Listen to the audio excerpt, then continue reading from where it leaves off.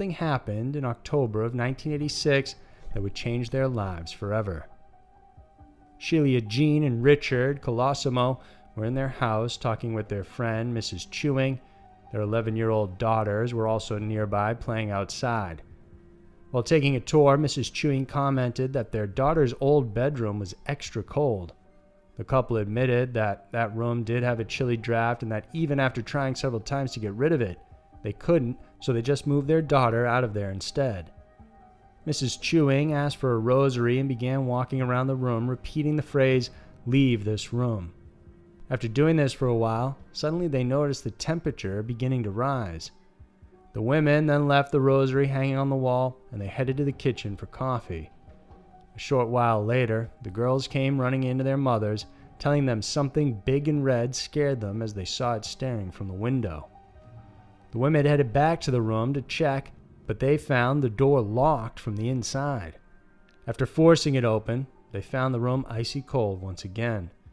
Even more chilling was the rosary they hung on the wall was now embedded on the opposite side. After this incident, things took a turn for the worse for the family.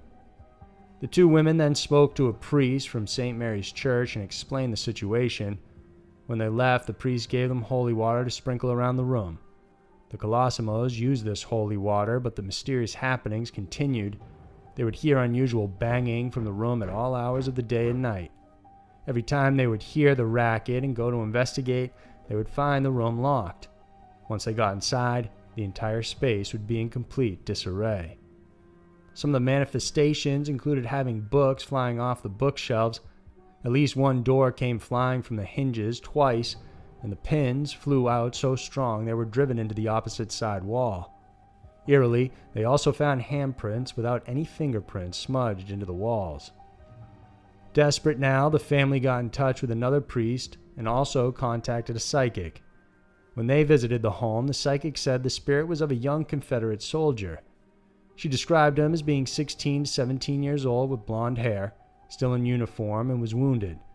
She explained that the spirit was confused and thought the war was still happening, and he got more agitated when the rosary was placed and Mrs. Chewing ordered him to leave. The psychic soothed the young ghost and asked him to move into the light. After this incident, the home became quieter, and the Colosimos stopped experiencing unusual phenomenon altogether and continued living there without further incident. Number 2. Rosenheim Poltergeist. Around 1967 and into 1968, the office of lawyer Sigmund Adam from Bavaria, Germany became the center of an unusual poltergeist phenomenon. Without anyone being inside, the lights would turn themselves on and off. At times, they would swing violently from the ceiling, and the phone would ring in strange patterns and very often.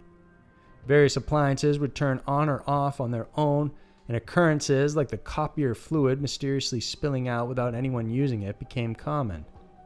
The case was tracked, and even the phone calls were monitored, and in 1 week at least 600 calls were made to the office. When the lines were cut, the calls continued with almost 46 rings every 15 minutes. The furniture and paintings also mysteriously swapped with one another. By October of that year, the light bulbs one day blew up simultaneously.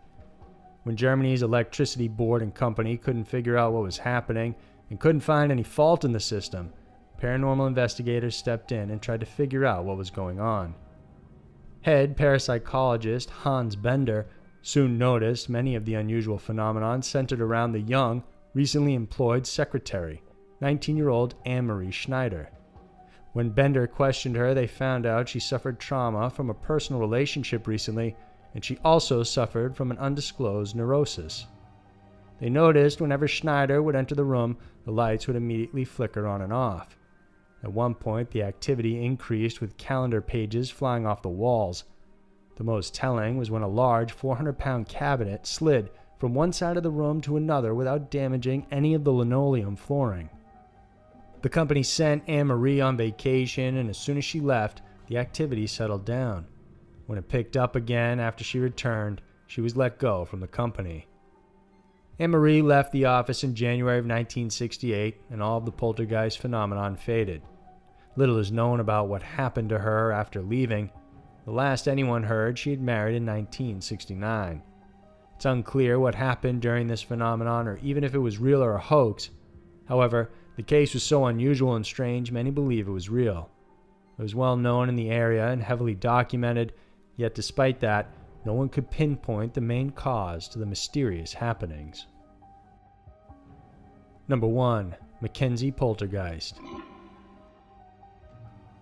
One of the most violent poltergeist activity in this compilation, the Mackenzie Poltergeist at Greyfriars in Edinburgh, Scotland, is truly terrifying, with over 500 recorded attacks since 1998.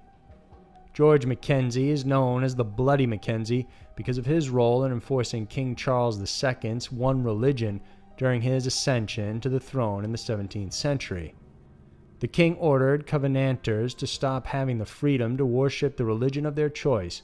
He appointed George Mackenzie to round up the rebel Presbyterians and force them to accept the new religion. As a result, of course, a war erupted between the two groups on June 22, 1679. This was a bloody and violent battle that saw the Covenanters defeated badly. Many were arrested and sent to the Greyfriars Kirkyard to be imprisoned. While being held, it was Mackenzie who made their lives miserable, torturing the prisoners with brutal force. He executed those who did not recant. Many died from starvation and exposure, and the bodies were buried at the Greyfriars graveyard. Mackenzie was so ruthless that he's directly responsible for over 18,000 deaths in total. Curiously, when he himself died, he was also buried in the Greyfriars. He, of course, had the grandest mausoleum in the area, which was dubbed as the Black Mausoleum. Then one night in 1998, a homeless man looking for a place to keep himself warm wandered into the Black Mausoleum. He tried to open the coffins, thinking he could get warm inside, but fell into an old burial pit of plague victims below. A grounds guard was alerted of his presence, and the homeless man ran away into the woods. But since this incident, the unusual poltergeist activity in the area began.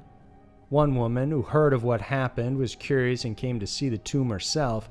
She stood by the steps and was sent flying into the air by some unknown force.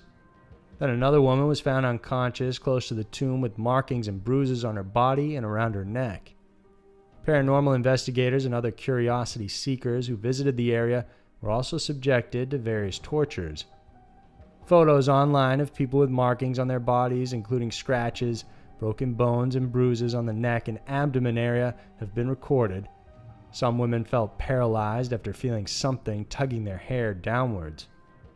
Since the rise of the reports, an exorcist, Colin Grant, visited Greyfriars and attempted to exorcise the spirits in the area in 2000. But in the middle of the exorcism, he stopped and immediately left the area because he got scared for his life. He later stated he had never seen so many tormented souls and spirits in just one spot. What made it more eerie was that just 1 month later, Grant actually died of an inexplicable heart attack. Today, the Greyfriars Kirkyard is still considered a scary and dangerous place to be in, yet it still attracts many curious people. So there were 5 real poltergeists and ghosts that will terrify. Poltergeists and ghosts are unpredictable. You can't see them, but when they make their presence known, sometimes you just have to brace yourself for the nightmare that may be coming your way. If you like this video, then please remember to subscribe to our channel because we have new videos coming out every Wednesday and Saturday we know you'll want to check out. Thanks for tuning in, and we'll see you soon.